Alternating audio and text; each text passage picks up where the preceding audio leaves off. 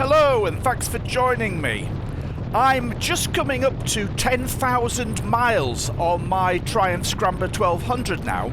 I bought the bike 8 months ago and I've done nearly 10,000 miles in that time, so I thought it would be a good opportunity to do a longer term review of the bike.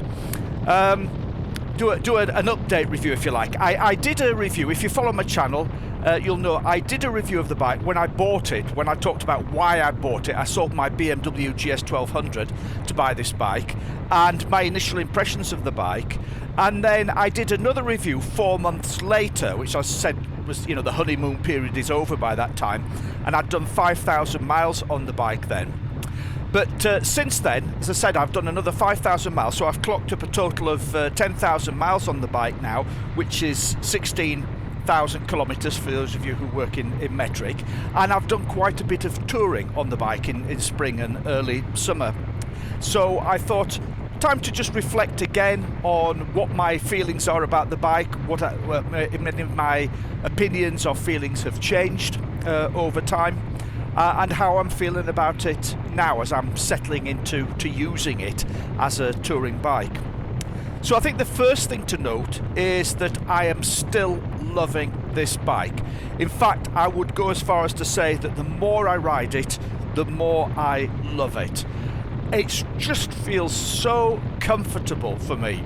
And now when I get on the bike, it just feels like my bike. It feels like part of me. The riding position is just absolutely perfect for me. I sit on it where my feet fall on the pegs, my hands on the handlebars, just feels absolutely perfect. And of course, the engine. Everybody talks about the engine in these bikes. It is fantastic. Now, one thing I was concerned about is I do quite a bit of touring with friends who have much more powerful bikes. Don't forget this bike is only about 90 brake horsepower. And a lot of these big touring bikes are 150 brake horsepower plus. But the interesting thing is that it's usable power.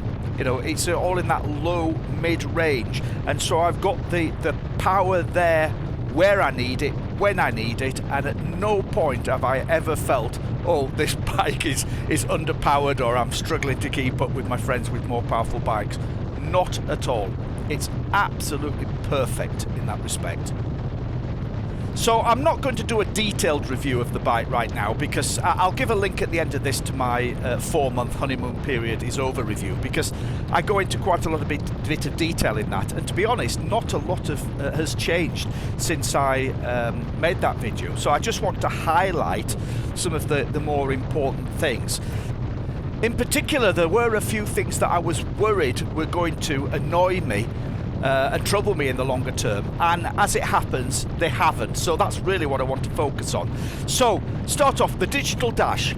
In my earlier review, I said, why did Triumph put a digital dash on this bike? It's a retro bike. All of the other retro Bonnevilles, the Thruxton, the T120, the T100, the Speed Twin, they've all got traditional analog clocks, but they put this digital clock on here. However, I have to say, even though I would prefer to have traditional analog clocks, I am getting used to this digital dash, and in fact I'm quite happy with it now. I have to be honest, I've got no issue with the digital dash. It works just fine, it's great, it gives you a lot of really useful information, and I've just really settled into using it. Okay, another thing that has to be talked about, and that's heat from the exhaust pipe. Now, my exhaust system is totally standard. I've not made any modifications, changed the cans, anything like that.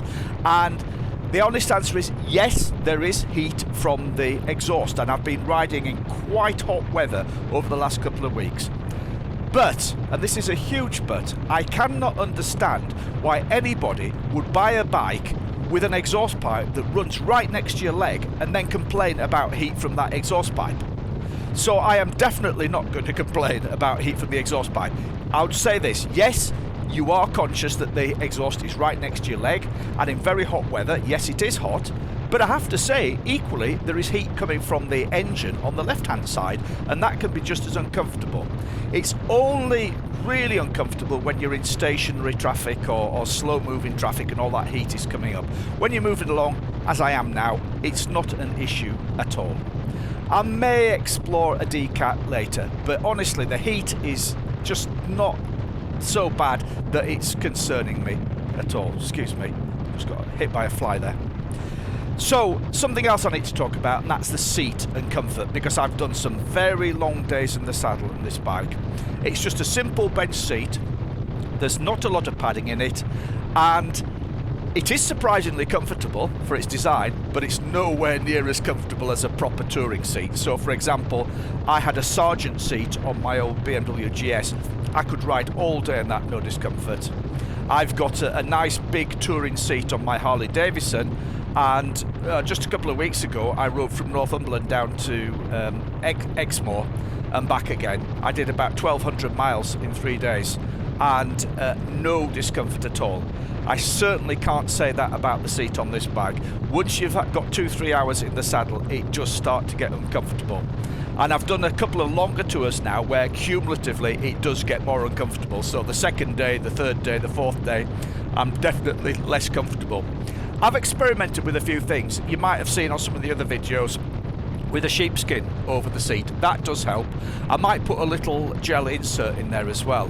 I have to say the seat is not so uncomfortable that it's a major issue, but I'm just aware from my other bikes that it could be more comfortable, so that's kind of ongoing. I'm kind of reluctant to swap the seat out for something else which will spoil the looks of the bike, but out of practicality I definitely need a seat that's comfortable for touring.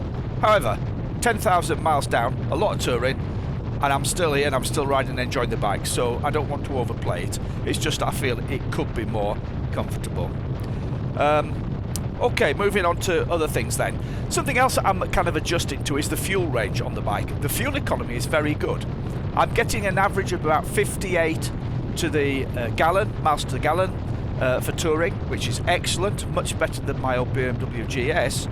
However, this is quite a small tank compared to the GS and compared to my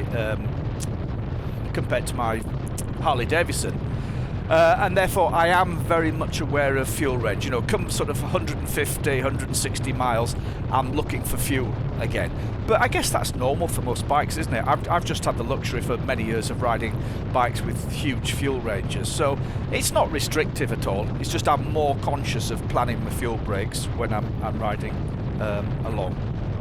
Okay, other issues. The keyless ignition, the key fob. What a pain in the arse that is.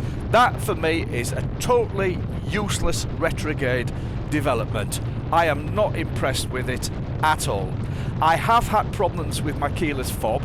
It keeps coming up on my dashboard that it's out of range, but in actual fact what's happening is the fob is turning itself off in my pocket. Now, I thought maybe it was just, with things pressing on it and what have you, but I've taken it back to Triumph and it turns out that the fob is actually faulty, and so they're going to replace it for me under warranty, but I'm still waiting for that new fob. So what I find, it doesn't happen all the time, but what I find is sometimes I'm riding along and suddenly the key fob out of range message comes up, and then I just find that the key fob switched itself off, so I just have to switch it back on again when I next start the bike. No big deal, but it's just annoying. Why not just have a key, honestly?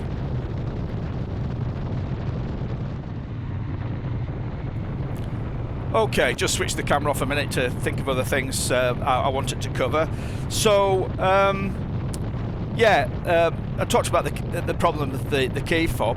That's really the only problem I've had with the bike. Other than that, it's been absolutely great. I've done some very long days in the saddle, and that includes some high-speed motorway riding, and there's no wind protection on this bike. You can see I've got the small screen on the front there. You can probably just make it out, small clear screen on the front there. I'm not sure exactly how much wind protection that offers. The positive thing about it is I get no buffeting at all from it, but when you're riding at a higher speed you are very much aware of that wind pressure and having to lean into the wind. I'm still unsure about whether or not I want to fit a higher screen. Triumph do make a very nice higher touring screen, and I'm kind of tempted to give it a go, but I'm just a little bit worried that I'm then going to end up with buffeting of it. But I guess the only way to find out is to try it, isn't it? But I have to say that you know, having no wind protection is really only an issue at speeds which are not legal.